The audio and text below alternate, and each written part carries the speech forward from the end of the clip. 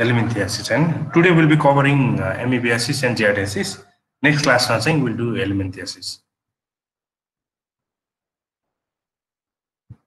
It is among the chapters in the infectious disease. Looking at the case scenario, a 3-year-old boy came with history of watery stool for 9 to 10 episodes per day, non-blood stain, mucus was present, and there was no tenesmus. It was preceded by vomiting 3 episodes. There is no history of fever, abdominal pain, or distension. There is running nose present in the baby, and on examination there was moderate dehydration. यसमा चाहिँ what would be your diagnosis? Giardiasis, amoebiasis, viral diarrhea, bacterial dysentery. के होला यसको diagnosis चाहिँ?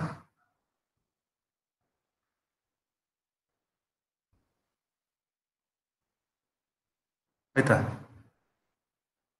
Any answer?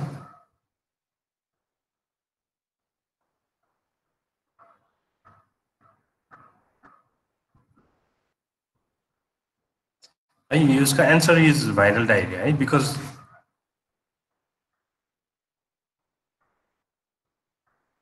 there is no blood staining, multiple episodes starting with vomiting, no history of fever, abdominal pain, and distension. You wrote a viral diarrhea.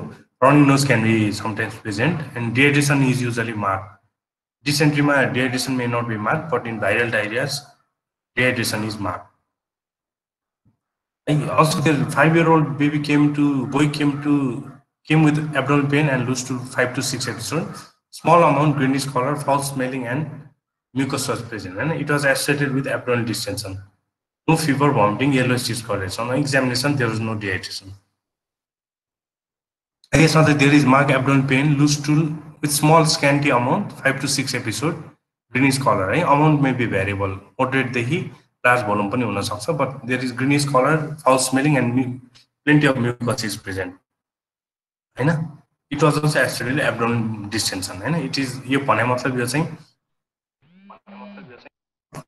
amoebic dysentery. Usual dehydration is not very marked in cases of dysentery. Case 3 is a 7-year-old child with malnutrition and history of abdominal pain and bloating. There is diarrhea and malabsorption-like features for past 6 months. Chronic diarrhea with symptoms of malabsorption. Child has malnutrition also. Stool is semi-solid to normal consistency, 2 to 3 episodes per day with frothing. Frothing stool routine shows cyst of something. Diagnosis के होता? Chronic diarrhea cause diagnosis के हो? Giardiasis. तिमीले viral diarrhea, amoebiasis र giardiasis चाहिँ clinically by historically छुटाउनु पर्ने हुन्छ.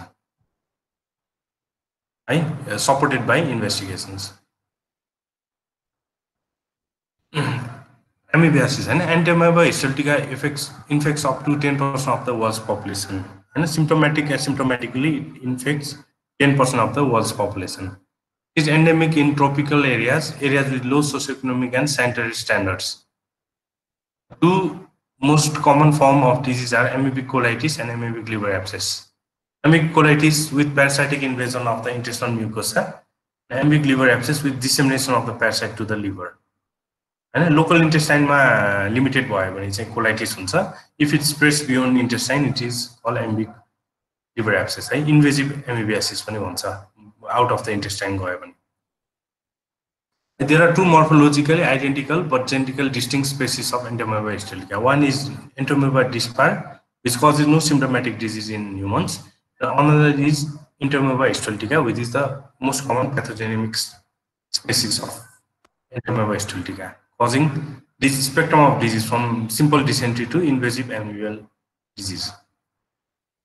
Infection to pathogens, infection starts with ingestion of parasitic cyst containing quadrinucleate cyst. 4 nuclei भएको cyst ingest गर्छ. Cysts are resistant to gastric acid and digestive enzyme. They germinate in the small intestine to form tropozoites, which are large, actively mobile organisms. Colonize the lumen of the large intestine and invade the mucosal lining. And amoebiasis is always invasive भएको कारणले blood is seen in the stool. And diarrhea blood is not seen, but in dysentery blood is seen because dysentery usually organism invade the intestinal mucosal linings. Infection is not transmitted by trophozoite as these rapidly degenerate outside the body and are unable to survive the low pH of stomach if swallowed. Directly trophozoite swallow infection and it does not remain viable outside the body also. Your life cycle this your microbiology let's keep going. And main important is clinical features, clinical manifestations. 90% of the patients who are infected by entamoeba histolytica are asymptomatic. 90% asymptomatic हुन्छ अलिअलि इम्युनिटीहरुले पनि help गरे हुन्छ हैन symptom prevent गर्नलाई. Potential to become invasive and should be treated, and whenever it is detected, entamoeba detect भयो भने it should always be treated because it can be invasive anytime. Severe disease usually occurring in young children, malnourished individuals, and person taking corticosteroid. Immunocompromised status रहेछ भने it can cause severe disease. Extraintestinal disease like liver abscess, amoebic brain abscess, pleuropulmonary disease, त्यो भनेको lung abscess, हैन, pneumonia, ulcerative skin lesions, amoebic ulcer हुन सक्छ हैन, and genitourinary lesions all can occur beyond the intestine. Amoebic colitis may occur within 2 weeks of infection or may be delayed for months. Onset is usually gradual, एकदम abrupt onset हुँदैन, बिस्तारै abdomen प्रब्लमहरु देखिन्छ अनि स्टुलमा प्रब्लमहरु देखिन्छ हैन, डिस्टेन्सन अनि मेन फिचर्सहरु भनेको colic abdomen pain हैन, एकदम पिरियोडिक एब्डोमेन पेन, दुख्ने छोड्ने क्र्याम्पिङ खालको, frequent bowel movement 6 to 8 episode per day हैन, स्मल भोल्युम हुन्छ, त्यस्तो लार्ज डायरिया जस्तो चाहिँ हुँदैन, डिसेन्ट्री टाइपको 6 to 8 episode per day. Diarrhea can sometimes occur with or without tenesmus. Tenesmus भनेको sensation of incomplete voiding हैन, irritable sensation हुन्छ, painful defecation पनि भन्छ हैन tenesmusलाई. Stool in भनेको स्टुलमा चाहिँ occult blood can be positive or RBC can be seen, but usually do not present with grossly bloody stool हैन, blood एकदम पुरै bloody stool like in case of bacillary dysentery त्यस्तो चाहिँ नदिन सक्छ, but occult blood can be positive or RBC can be seen. Like generalized constitutional symptoms and signs are characteristically absent हैन, भनेको general feature अरु signs are absent हुन्छ. Fever may or may not be present, usually rare हुन्छ, 1/3 of the patient may have some degree of fever हैन. Abdominal colitis affects all age group, but its incidence is strikingly high in children 1 to 5 years of age group because of हैन hygiene जे पनि मुखमा राख्ने hand washing हरुको हैन, त्यसले गर्दाखेरि mainly children less than 5 years are affected by symptomatic amoebiasis. Severe amoebic colitis, infants and young children. In infants and young children, there can be severe amoebic colitis.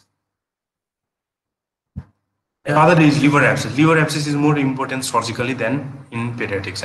It is serious manifestation of amoebiasis and is uncommon in children. May appear in patients who have no clear history of intestinal disease. The past history of dysentery हुनै पर्छ भन्छ नि, it can occur without having dysentery. Amoebic liver abscess may occur months to years after exposure. In children, fever is the hallmark of amoebic liver abscess and is frequently associated with abdominal pain. And usually it is associated with high-grade fever, chills and rigors, abdominal distension, abdominal pain, enlargement and tenderness of the liver. Changes at the base of the lung को base मा irritation भएर there can be collapse, lung collapse or effusion.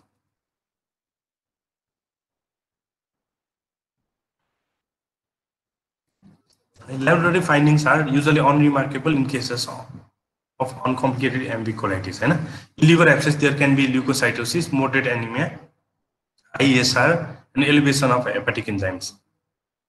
Full examination for amoeba is negative in more than half of the patient with documented amoebic liver disease abscess. USC CT MRI can localize delineate the size of abscess cavity. Abscess भयो भने चाहिँ imaging गर्न मिल्छ, otherwise it is not required. High resolution ultrasound or CT studies have shown that left lobe abscess and multiple abscess are more common than previously thought. Main examination is stool routine. Diagnosis, your importance, right? Diagnosis of amoebic colitis is made in presence of compatible symptoms with detection of E histolytica antigen in stool. Gold standard भनेको चाहिँ हाम्रो antigen detection in stool हो. Of more than 95% sensitivity र specificity छ, and is coupled with a positive serology test is the most accurate means of diagnosis in developed countries. Microscopic examination of stool has sensitivity of 60%. It can be increased to 80 to 85% by 3 consecutive morning stools. बिहान 3टा morning samples consecutive पठायो भने there is higher yield of amoebiasis. नत्र भने एउटा single sample गर्दा there is only 60% detection rate. Endoscopy and biopsy in cases of complicated caseहरुमा मात्रै भयो हैन. Serum and anti-amoebic antibody testहरु हैन, जस्तै indirect hemagglutination test, PCR test, rapid antigen test, antibody test. These are also mostly required in cases of developing countries and for complicated cases where diagnosis remain invasive खालको केसहरुमा चाहिँ invasive extraintestinal cases. The differential diagnosis is always bacillary dysentery, shigellosis, salmonellosis, enteropathogenic E. coli, Campylobacter, Yersinia, Clostridium difficile dysentery. Viral diarrhea like cytomegalovirus diarrhea, which can have hemorrhagic symptoms. Non-infectious disease like inflammatory bowel disease, Crohn's disease, ulcerative colitis, त्यसमा mucus आउँछ, blood आउँछ, abdomen pain, cramping, weight loss सबै कुराहरु हुन सक्छ. Pyogenic liver abscess is differential diagnosis of amoebic liver abscess. त्यस्तै hepatoma, echinococcal cyst भनेको hydatid cyst are differential diagnosis for liver abscess. Complications are acute necrotizing colitis, amoebioma भनेको flax-like ulcer हो, toxic megacolon भनेको त्यो आइलेसमा जान्छ, आइलेसमा गएर dilation हुन्छ, toxic megacolon, extraintestinal extension, local perforation and peritonitis, amoebic liver abscess and other abscess in extrahepatic sites.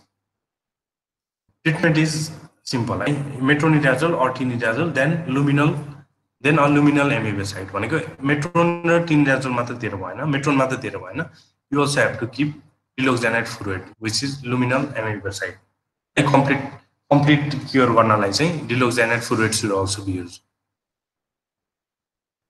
It is usually given to children more than 2 years of age. Less than 2 years लाई usually दिदैन diloxanate. For fulminant cases of amoebic colitis, experts suggest adding dihydroamidine 1 mg per kg per day. Liver abscess मा use हुने भयो. Liver abscess मा use हुन्छ. It is given for amoebic colitis, dihydroamidine. And in severe cases, patients should be admitted to hospital for management. Otherwise, OPD basis it can be treated. Prevention is sanitation, regular examination of food handlers, and carrier or कोही छ भने तिनीहरुलाई उ गर्नुपर्ने, isolate गर्नुपर्ने हुन्छ हैन. अनि sanitation, no prophylactic drug can be given. Vaccine पनि छैन हैन, भनेको पहिला amoebiasis हुन्छ भनेर पहिला मेट्रोन खुवाउने कुरा पनि भएन. Periodic मेट्रोन जस्तै or deworming को लागि albendazole दिए जस्तो यसको लागि चाहिँ separate prophylaxis or there is no vaccine available. Other pathogen is giardiasis. Giardia, it is caused by Giardia lamblia, a flagellated protozoan. It infects the duodenum and small intestine. Infection results in clinical manifestation that range from asymptomatic colonization to acute or chronic diarrhea and malabsorption. Simple watery diarrhea देखि लिएर chronic diarrhea and malabsorptive symptoms हुन सक्छ हैन. यो चाहिँ usually gradual onset हुन्छ अनि long lasting हुन्छ हैन. Chronic phase मा जाने chance बढी हुन्छ. Infection is more prevalent in children than in adults हैन. Immunological factorहरुले गर्दा पनि children are more affected. Hygiene, sanitation ले गर्दा पनि children are more affected. Endemic in areas of the world with poor level of sanitation. Sanitation सँग directly related छ हैन. Giardia is particularly significant pathogen in people with malnutrition and immunodeficiencies and cystic fibrosis. अरूलाई धेरै त्यति problem नगरे पनि malnutrition, immunodeficiency syndrome र cystic fibrosis मा चाहिँ it can cause problem.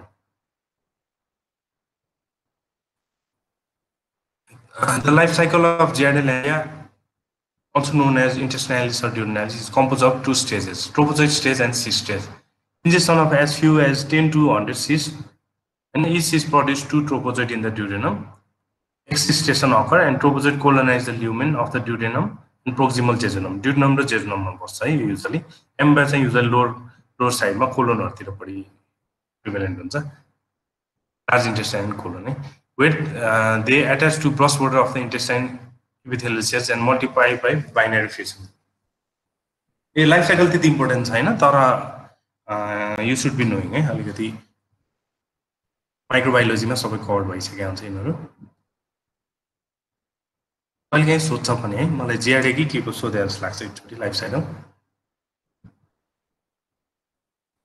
The major reservoir and vehicle for spread of giardia appears to be contaminated with water contaminated with giardiasis हैन but foodborne transmission can occur. Main source भनेको चाहिँ drinking water भयो हैन पानीबाट सर्ने भयो but it can also occur transmission can also occur by food. Seasonal peak usually कुन बेला हुन्छ भने समरमा coincides with recreational water season हैन भनेको स्विमिङहरु जाने वाटर स्पोर्ट्सहरु गर्दाखेरि चाहिँ there is peak in incidence of giardiasis. Person to person spread can also occur and child care centers बाट पनि transmit हुन्छ हैन humoral immunodeficiency including CVID है common variable immunodeficiencies त्यो पनि CVID भन्छ common variable immunodeficiency को one of the diagnostic feature is recurrent infection by giardia हैन recurrently giardia भइराछ ट्रिटमेन्ट गर्दा पनि and it is not resolving भयो भने you have to suspect common variable immunodeficiency. Other is X-linked agammaglobulinemia. It produces human to chronic symptoms of giardia infection. Incubation period is 1 to 2 weeks, but may be longer. Symptomatic excretion of the organism, acute infectious diarrhea or chronic infectious diarrhea. तीनटा phase हुन सक्छ, तीनटा type हुन सक्छ हैन एउटा asymptomatic अलि cease मात्रै एक्सक्रिट गर्ने एउटा चाहिँ acute infectious diarrhoea watery diarrhoea हुन्छ हैन अर्को चाहिँ chronic diarrhoea with persistent gastrointestinal सिम्पटम्सहरु including failure to thrive abdominal pain and cramping है first stage failure to thrive persistent डायरियामा giardia should always be in backup mind one of the causes clinical signs and symptoms depending upon the disease frequency हैन कति common सिम्पटम्सहरु छ भन्दाखेरि diarrhoea is the most common symptom malaise weakness abdominal distension occur in 40 to 90% of the patient flatulence abdominal cramps nausea foul smelling greasy stool हैन greasy stool यो चाहिँ एकदम clinical clue हो foul smelling हुन्छ एकदम greasy stool हुन्छ फ्रोदिङ in the stool हुन्छ जिआरडिया in case of हैन पटमा हेर्दाखेरि चाहिँ एकदम फ्रोदिङ साबुन पानीको जस्तो फ्रोथ भएको बिकज अफ इन्क्रिज हैन anorexia weight loss vomiting fever constipation fever vomiting constipation are rare stool samples and investigation of stool samples or duodenal aspirate are examined for presence of cyst troposid respectively formed and solid stool usually reveal cyst loose and water stool usually reveal both cyst and troposid भनेको hard स्टुलहरुमा चाहिँ usually cyst देखिन्छ watery डायरियाहरुमा चाहिँ usually cyst and troposid दुईटै देखिन्छ enzyme immunoassay can be done in stool or DFAT direct fluorescent antibody test can be done for giardia multiplex PCR है यिनीहरु कम्प्लिकेटेडहरु चाहिँदैन just नलेजको लागि मात्रै है तर यो यिनीहरु त तिमीले माइक्रो पनि पढे हुन्छ EIA DFAT हैन इन केसेस अफ डायग्नोज गर्नै पर्ने केसहरु भयो भने चाहिँ sometimes you may have to do immunoassay हैन अब हाम्रो सेटिङमा नभए नि बाहिर वेस्टतिर त जहाँ अनकमन छ जिआरडियासिसहरु त्यस्तोमा चाहिँ टेस्ट गर्नुपर्ने हुन्छ We usually manage clinically with stool routine. See sample stool routine. Radio contrast studies of the small intestine may show non-specific findings such as irregular thickening of the mucosal fluid. Blood cell count usually normal. Giardia is not tissue invasive, so not associated with peripheral eosinophilia. Tissue invasion हुँदैन कहिले पनि giardia so eosinophilia पनि less likely. Eosinophil count increase हुने पनि less likely. यसको treatment पनि tinidazole, metronidazole, निटाक्सोम night हैन भनेको अब यसमा कमनली हामीले युज गर्ने चाहिँ मेट्रोन र टिनिडाजोल नै हो यो डोजिङ पनि छ alternatively albendazole can also be used once a day for 5 days furazolidone paromomycin र quinacrine all these are alternative drugs र जहिले रिकमेन्डेड इज प्रिफर्ड है metronidazole tinidazole are preferred drugs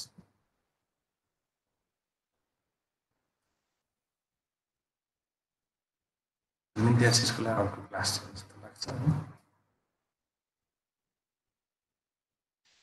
इम्युनिटियासिसको अर्को क्लास चाहिँ के छ तिम्रो?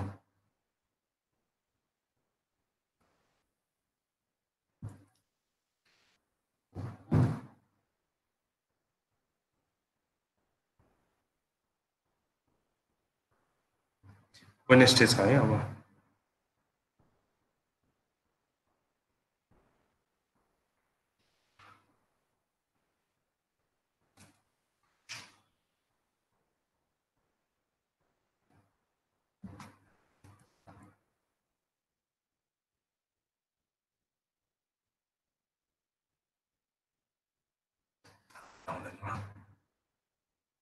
यो के अरे हेल्मिन्थियासिसको चाहिँ वेडनेसडे रहेछ है वेडनेसडे मर्निङमा त्यही बेला हुन्छ क्लास है अरू केही क्वेसन छ यसमा जिआरडिया र एमबिबिएसमा